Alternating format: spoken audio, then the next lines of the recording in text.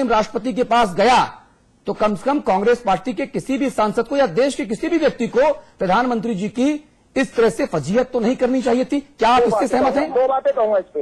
हाँ। आपने कहा देश के किसी भी व्यक्ति को, तो भारतीय जनता पार्टी के तो वाजपेयी जी खुद ही कह रहे हैं हम गए प्रधानमंत्री के राष्ट्रपति के पास में, तो देश के किसी व्यक्ति में तो ये भी शामिल है। वो संसदीय नहीं था, वो लोकतंत्र और लोकराज के दायरे में था।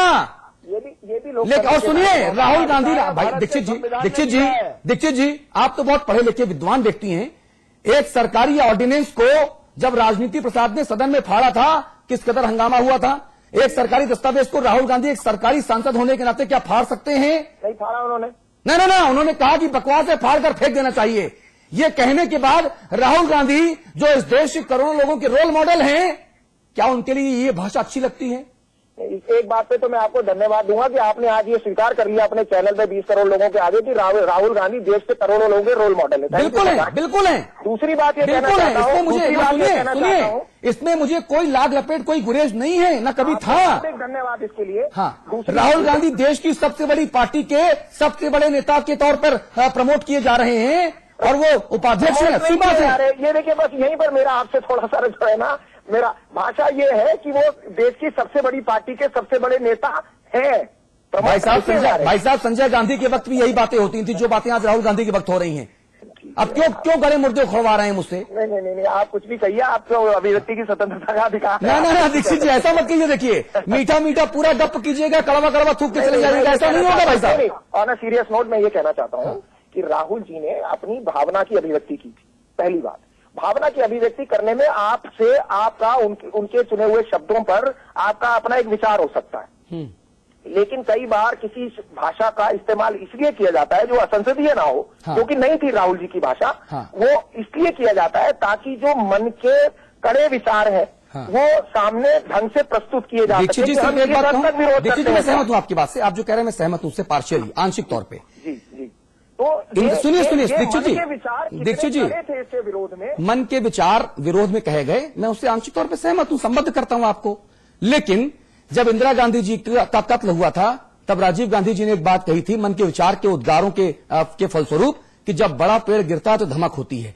क्या वो भी सही था? मैंने तो सुना नहीं, मुझे इसके बारे में जानकारी नहीं, तब मैं स्कूल में पढ़ता था, इसलिए कांग्रेसी कांग्रेसी अपनी आलोचना नहीं सुनना चाहते हैं। नहीं, मैं इस विषय में जानकारी नहीं, कैसे कह दूं मैं जिस विषय में मुझे जानकारी नहीं है। बहुत धन्यवाद। स्कूल में पढ़ता था भाई। ना बेहतर है आपका, ये बेहतर। मैं भी स्कूल में ही पढ़ता था, लेकिन मैंने चीजों को पढ़ा है और इसलिए बता रहा हूं और पूरे होशोहवास से बता रहा हूं कि स्वर्गीय श्री राजीव गांधी जी इंदिरा गांधी जी के निधन के बाद जब दंगे हो रहे थे सिख विरोधी, तब उन्होंने जो शब्द मुखरित किए थे वो मैंने आपको कोट करके बताए थे। अब आप अगर उसको सिरे से खारिज करना चाहें तो कांग्रेसियों की बीमारी बहुत पुरानी है कि वो कचरे के ढेर में पर्दा डाल देते हैं और कहते हैं बदबू नहीं आ रही है, कचरा भी यहां नहीं है। ये कांग्रेसियों की पुरानी बीमारी है। बहुत बहुत शुक्रिया दीक्षित जी। एक ब्रेक हमको यहां पर लेना है। ब्रेक के बाद रविदास मल्होत्रा हमारे साथ होंगे, बाकी सारे लोग जुड़ेंगे, चर्चा को और आगे बढ़ाएंगे। ये हम पड़ताल कर रहे हैं कि उत्तर प्रदेश में भी कितने और लालू हैं जिन्हें सलाखों के पीछे होना चाहिए।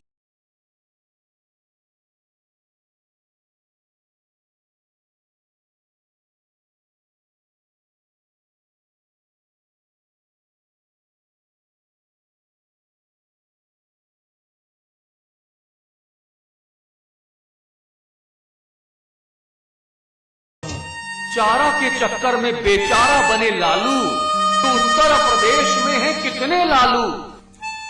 विराज कंस्ट्रक्शन प्रस्तुत करते हैं आपके शहर लखनऊ में फैजाबाद रोड पर संपूर्ण आवासीय योजना बीबीजी ग्रीन सिटी। मात्र 20% जमा करके पाए अपने सपनों का घर। आज ही संपर्क करें 0522 309 3500। सेल्फ डिफेंस का जुनून सवार है, स्ट्रेंथ के लिए यही देती हूँ।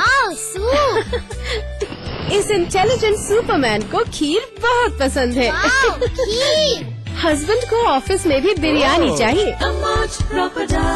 Breakfast, lunch, dinner, wow.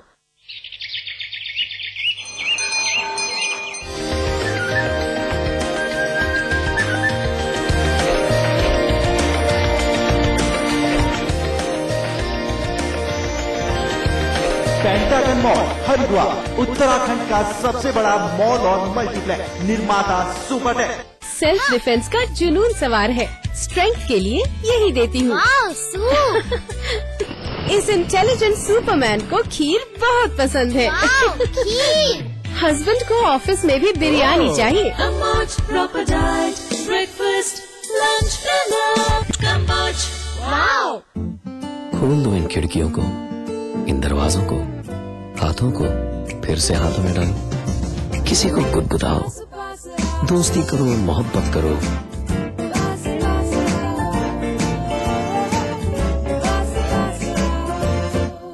गले मिलो, आंख मिलाओ, किसी को अपना बनाओ। ताया ताई, मौसा मौसी, सबसे प्यार करो। रहो हमेशा पास पास। पीछे पीछे वक्त चला, आगे निकल गए हम तुम, सोचो ऐसा क्या कर गए। मैं शुद्ध हूँ, शुद्ध प्लस पान मसाला, तुम में भी मैं हूँ। Julie, my love, you're the love of my life.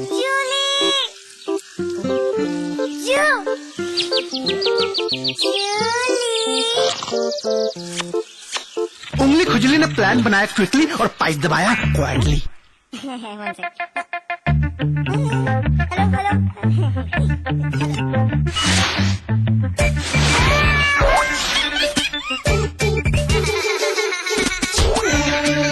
Refreshing mini gums. आगली क्या?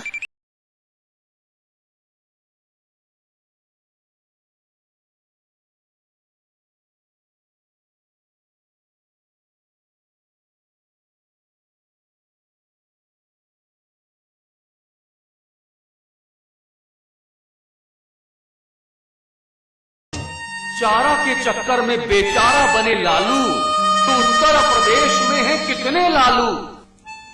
जी, जो कुर्सी हमारी खाली थी वो कुर्सी भर गई है, लेकिन वहां पर वाजपेयी साहब, दूसरे वाले वाजपेयी साहब नहीं आए हैं। वहां पर रविदास मेहरोत्रा साहब आए हैं। आप समाजवादी पार्टी की नुमाइंदगी करने के लिए आए हैं। बहुत स्वागत है आपका भाई रविदास मेहरोत्रा। हम उम्मीद कर रहे थे कि समाजवादी पार्टी से कोई ना कोई जरूर आएगा, क्योंकि जो सबसे ज्यादा दागी हैं वो उत्तर प्रदेश में समाजवादी पार्टी में ही भरे पड़े हैं। वैसे यूपी में कई सारे लालू पड़े हैं, कई पर तो बड़े ही संगीन अपराध के आरोप हैं, लेकिन ऐसे माननीयों पर लगे दाग को दरकिनार करके पार्टियों ने उन्हें टिकट दिया, चुनाव लड़ा और जीता भी।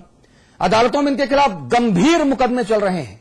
पहले तो इन्हें डर नहीं था, लेकिन सुप्रीम कोर्ट के डंडे के बाद लालू जी का जो हश्र हुआ, उसे देखकर ऐसे माननीयों के कलेजे में थरथराहट तो जरूर पैदा होगी।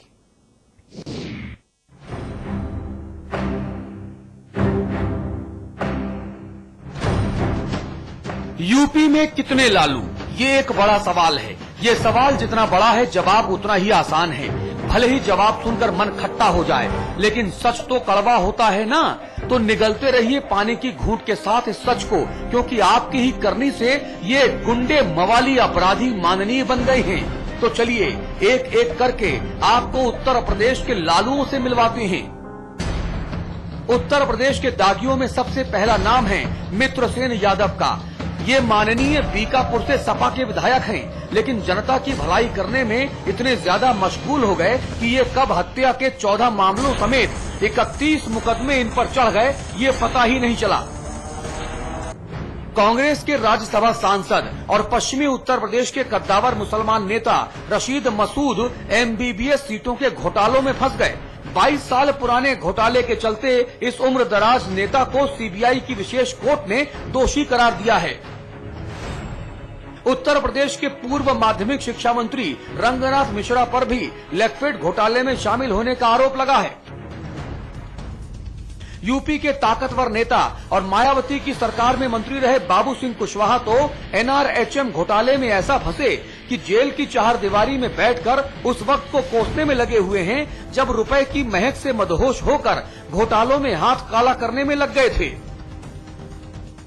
घोटाले ही नहीं, माननीयों ने अपराध में भी जमकर हाथ आजमाए हैं। सकलडीहा से निर्दलीय विधायक सुशील सिंह अपने इलाके में काफी हनक रखते हैं। इन साहब पर हत्या के 12 मामलों समेत कुल जमा 20 मुकदमे दर्ज हैं। सपा विधायक रामवीर सिंह भी कम नहीं हैं। जसराना से विधायक रामवीर सिंह पर हत्या के 8 मामलों समेत 18 मुकदमे चल रहे हैं। मुख्तार अंसारी, जिनका नाम ही काफी है, जेल तक में चौपाल लगाने की हैसियत रखने वाले मऊ से कौमी एकता दल के विधायक मुख्तार अंसारी पर 15 मुकदमे चल रहे हैं। पेंड्रा से कांग्रेस के टिकट पर जीतकर विधानसभा पहुंचे अजय राय का नाम भी दागियों की सूची में 8 मुकदमों के साथ दर्ज है। उत्तर प्रदेश के आजमगढ़ से बीजेपी सांसद हैं रमाकांत यादव। सांसद साहब के खिलाफ 11 आपराधिक मुकदमे चल रहे हैं। इनमें सबसे संगीन मुकदमा हत्या का है। यही नहीं, हत्या के प्रयास, दंगा भड़काने समेत कई दूसरे मुकदमों में भी इनकी शख्सियत में 4 चांद लगे हुए हैं। चंदौली से सपा सांसद रामकिशुन पर आपराधिक आरोप राजनीति में आने के पहले से लगते रहे हैं। 61 साल के रामकिशुन के खिलाफ हत्या के प्रयास समेत कुल जमा 10 मुकदमे चल रहे हैं।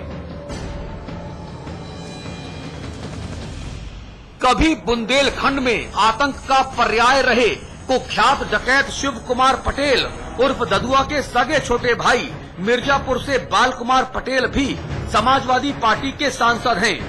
बाल कुमार पर 10 आपराधिक मामले चल रहे हैं। इनमें हत्या के प्रयास समेत कई संगीन आरोप शामिल हैं। इनके अलावा और भी माननीय हैं जिन्होंने अपराध की पाठशाला में लंबे लंबे पाठ पढ़े हैं और पढ़ाए भी हैं। उत्तर प्रदेश के तत्कालीन मंत्री रहे नंद गोपाल गुप्ता उर्फ नंदी पर जानलेवा हमला करने के आरोप में मेरठ जेल में बंद रहे विजय मिश्रा को समाजवादी पार्टी ने उम्मीदवार घोषित किया था। फिलहाल विजय मिश्रा जी जेल से बाहर हैं। लालू के हाल को देखकर ये कहना मुश्किल नहीं होगा कि पार्टियों के मुखिया अब न समझे तो तिनका तिनका घोंसला बिखर जाएगा और धरे रह जाएंगे संसद और विधानसभाओं में बैठने के अरमान भी। रणविजय सिंह, समाचार प्लस। भाई रविदास मेहरोत्रा, यूं तो सभी दलों को दागियों से प्रेम है, लेकिन आप लोगों को ये प्रेम कुछ ज्यादा है। आप लोगों का ये जो प्रेम है ये कुछ ज्यादा है। ये ज्यादा क्यों है? जी,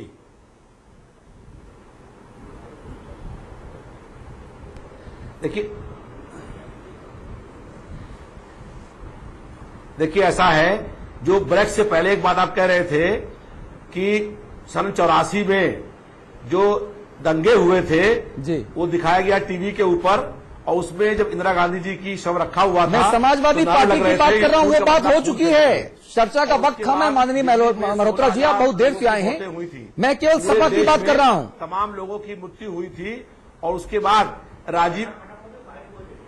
उसके बाद जो है, अच्छा जी, अच्छा हाँ, अब सुनिए, दूसरी बात यह है कि हमारा ये मानना है कि जो लोग घोटाले में जो आपने नाम बताए हैं, चाहे बाबू सिंह कुशवाहा हो, रंगनाथ मिश्रा हो या और लोग, हाँ, जो उनकी सूची आपने दिखाई है, हाँ, उन सबके ऊपर जो है जो मुकदमे चल रहे हैं, हाँ, हम लोग ये चाहते हैं कि राजनीति में साफ छवि के लोग, हाँ, राजनीति में आए, जिन्होंने जनता की समस्याओं को लेकर के संघर्ष करने का काम किया है। हाँ, हम लोग भी 38 साल से लगातार संघर्ष कर रहे हैं। जब इस मैं रविदास भाई व्यक्तिगत तौर पर आपका सम्मान करता हूं, लेकिन समाजवादी पार्टी में अभी 46% दागी हैं। 46% जो सांसद समाजवादी पार्टी के हैं, जो विधायक हैं, जो एमएलसीज हैं, वो दागी हैं 46%।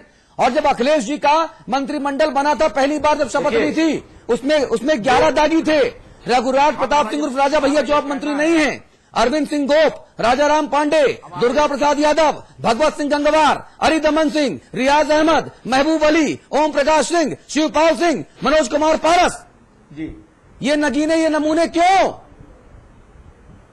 विजय मिश्रा, नंद गोपाल गुप्ता नंदी के ऊपर आरडीएक्स से रिमोट से बम धमाका किया था, उसको टिकट क्यों दिया आपने?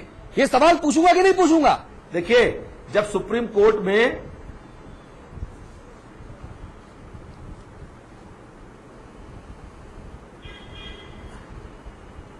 नहीं, आप बिल्कुल सवाल पूछेंगे, लेकिन मैं अपने किसी का सफाई देने नहीं आया हूं और ना किसी बचाव करने आया हूं। मैं अपनी बात ये कहता हूं कि मैं चाहता हूं कि राजनीति में जो साफ छवि के लोग हैं, जनता की समस्याओं को लेकर जो लोग संघर्ष करते हैं, उन लोगों को, जनता को चाहिए कि ऐसे लोगों को चुनने का काम करें। एक बात। दूसरी बात यह है कि सुप्रीम कोर्ट ने जब ये आदेश किया था तो मुझे बड़ी खुशी हुई थी कि जो आपराधिक किस्म के लोग हैं जिन पर सजा हो जाएगी वो चुनाव लड़ने के अधिकार से रोके जाएंगे। आपको खुशी हुई थी सुप्रीम मुलायम कोर्ट सिंह जी ने के सदन आदेश के भीतर होने क्या के कहा बाद था, राम गोपाल जी ने सदन के भीतर और सदन के बाहर क्या कहा था, वो आपको याद दिलाऊं? उस सुप्रीम कोर्ट के आदेश को समाप्त कर दिया। हम लोग ये चाहते हैं कि